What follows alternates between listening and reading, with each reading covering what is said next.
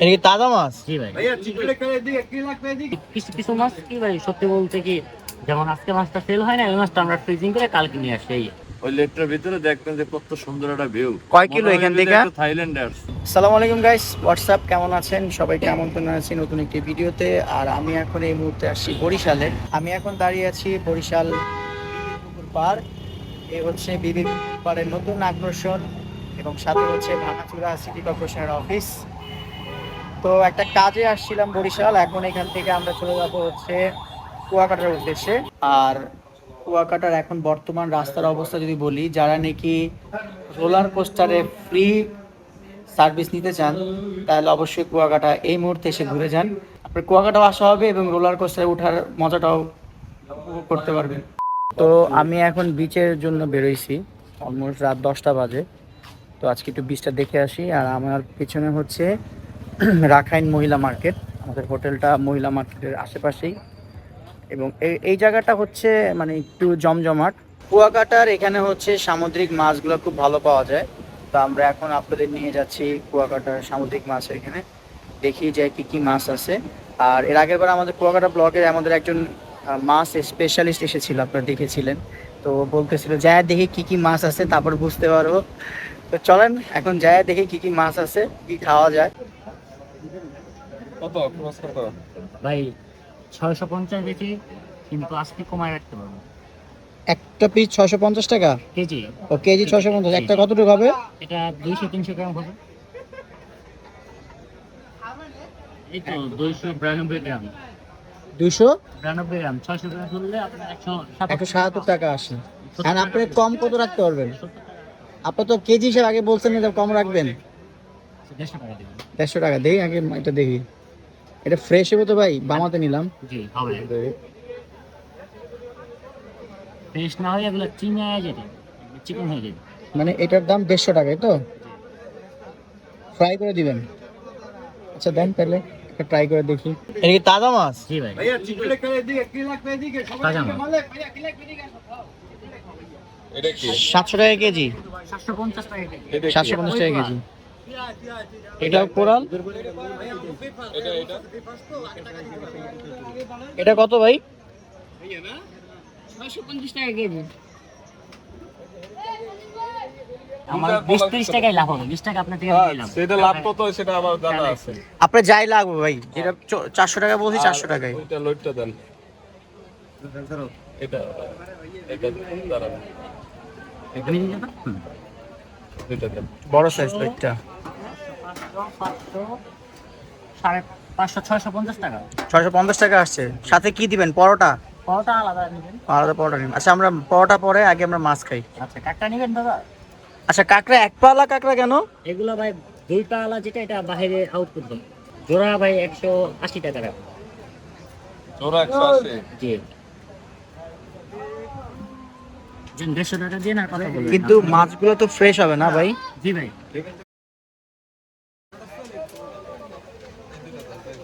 ওই দুইটা ভাই একটু দামি ভাই। আচ্ছা এই দুটো 180 টাকা রাখেন। এই দুইটা 200 ভাই। আপনি সব সময় সেল না, এটা পারি না। না না এটা এটা একটা দিতে দাও। আমরা মাছ নিলাম কয়েকটা, কাটাকাটি চলতেছে। ভাই নরমালি এখানে তো মাছগুলো ফ্রেশ পাওয়া যায় না? জি ভাই, প্রায় মাছই ফ্রেশ থাকে ভাই। কিছু কিছু মাছ কি ভাই সত্যি বলতে কি, যেমন আজকে মাছটা সেল হয় না, ওই মাছটা আমরা ফ্রিজিং করে কালকে নিয়ে আসি। এই আর কিছু হয় না। কিন্তু বেশি দিন হয় না। বেশি রাখে না, মানে সেল হওয়ার সম্ভাবনাই বেশি থাকে বেশিরভাগই। যেমন এখন একটু ডাল সিজন, এই কারণে হয়তো একটু অল্প হয়, কিন্তু সিজনে বেশি হয়। এখানে পরোটা তৈরি হচ্ছে, আমি বার্মিস আচার নিয়ে বসে আছি। আর ওইখানে আমাদের বারবিকিউ চলতেছে, বারবিকিউ চলে আসলেই খাওয়া শুরু হয়ে যাবে। অনেক দিন পরে আসা হলো কুয়াকাটাতে। একটু রিফ্রেশমেন্টের দরকার ছিল, মাথাটা অনেক জ্যাম করতেছিল। আপনাদেরও নিয়ে কোথাও আসি, নতুন কোনো ভিডিও দিতে পারতেছিলাম না। চমৎকার একটা ভিউ, আশেপাশে গান বাজতেছে, ফিল অন্যরকম। তবে এখন তুলনামূলক পর্যটক একটু কম, যেহেতু আজকে সানডে, মানে আমি সানডেতে আসছি। তো নভেম্বর পর্যটক কম থাকে, তারপর সিজন শুরু হয় নাই, অথবা নভেম্বর থেকে সিজন শুরু হয়ে যাবে, অক্টোবর নভেম্বর থেকে, তখন পর্যটকের আনাগোনা বেশি হবে। চলে আসছে অক্টোপাস ঠিক আছে। Barbecue. Wow, what a colour, হ্যাঁ হোয়াট এ কালার। ট্রাই করব। ভাই খাবারগুলো অনেক মজা হয়েছে, অস্থির। আর নর্মালি আমি এখন সোলো ব্লগ করতে পারি না, এই ফার্স্ট টাইম সোলো ব্লগ করতেছি। অসাধারণ, সসটা অনেক বেটার। আমার এটা মনে হয় যে কক্সবাজার স্ট্রিট ফুড থেকে কুয়াকাটার স্ট্রিট ফুডটা অনেক বেস্ট, তারা খুব ভালো ফোকাস দিতেছে। তো আমি এখন আসছি হলো কুয়াকাটার মাছ বাজারে।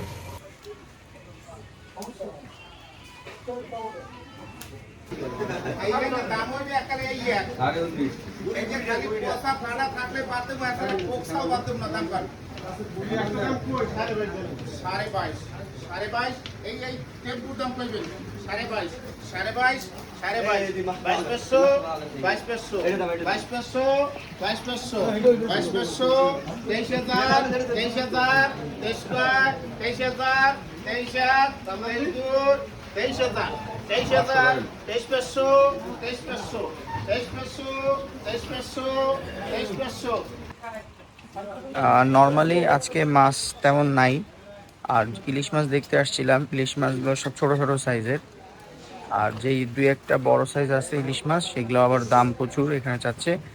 আর এখানে তাদের দাবি হচ্ছে কুয়াকাটার ইলিশ মাছের দাম নাকি অনেক হাই।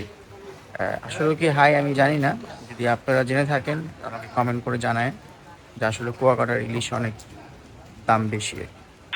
সাগর পাড়ে সকাল সকাল কর্মব্যস্ত মানুষদের দেখছি, এখান থেকে বালি ভর্তি ব্যাগ নিয়ে সাগরের পাশে ফেলা হচ্ছে। সৈকতটা মানে বিচটা যদি রক্ষা হয়, কুয়াকাটা নর্মালি তো প্রাকৃতিক দুর্যোগে বেশি ক্ষয়ক্ষতি হয়, এই সাইডটা বেশি প্রাকৃতিক দুর্যোগটা হয়, এই জন্য এরকম বালি ভর্তি ব্যাগগুলো নিয়ে ওনারা এই সৈকতে ফেলতেছে। আর কুয়াকাটাতে এখন ভালো লাগতেছে, কারণ হচ্ছে নিস্তব্ধ সৈকত, দুই একজন মানুষ পর্যটক আর কি আসছে ঘুরতে। অফুরন্ত সৌন্দর্য নিয়ে মেলে ধরেছে কুয়াকাটা সমুদ্র সৈকত।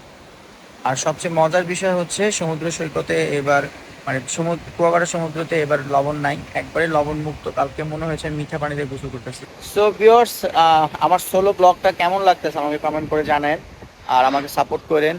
সাপোর্ট করতে হলে আমার ইউটিউব চ্যানেল সাবস্ক্রাইব করতে হবে, একটা লাইক দিয়ে একটা কমেন্ট দিয়ে।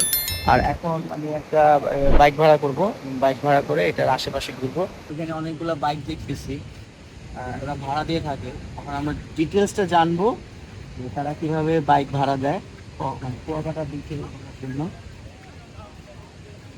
আপনারা কি বাইক ভাড়া দেন? কত? আমরা যদি চালাই তাহলে কেমনে কি? পার কিলোমিটার 240 টাকা মাত্র। মানে পার কিলোমিটার 240 টাকা। পারলে চালাইবে, না পারলে আমরা চালাতে পারি। ধরেন দেখতে দেন এই 200 বাইক কমাইতে হবে ভাই।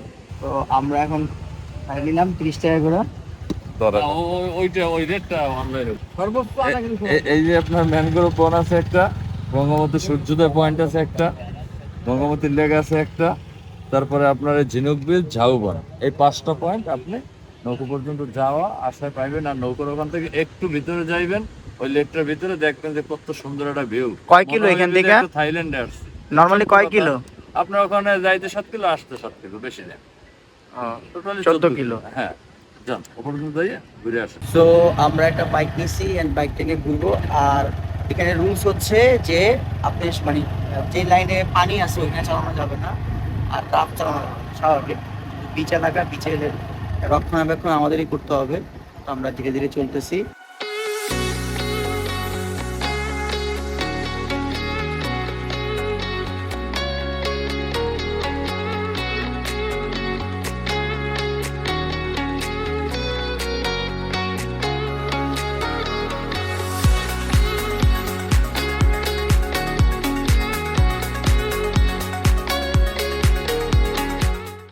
সমুদ্রের তীরে ঝাউবন হচ্ছে মানে ঝাউচারা হচ্ছে বিভিন্ন দুর্যোগ থেকে আমাদের রক্ষা করে, ক্ষতি রক্ষা করে। তো ভাইরা এখন ঝাউচারা লাগাচ্ছে। এটা কি পুরোটাই ঝাউচারা হবে ভাই? হ্যাঁ, সব জায়গায় হবে। আর এগুলার কি বলে এই গাছগুলারে? গোমা গাছ। গোমা গাছ।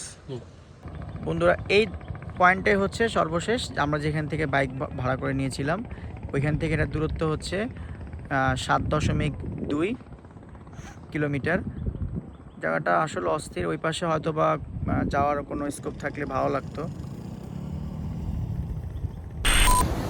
সো ভিউয়ার্স, কেমন লাগছে কুয়াকাটা স্লো ব্লগটা কমেন্ট করে জানেন। দেখা হবে খুব শীঘ্রই। ভালো থাকবেন, সুস্থ থাকবেন এবং আমার ইউটিউব চ্যানেলটি সাবস্ক্রাইব করতে ভুলবেন না। আল্লাহ হাফেজ।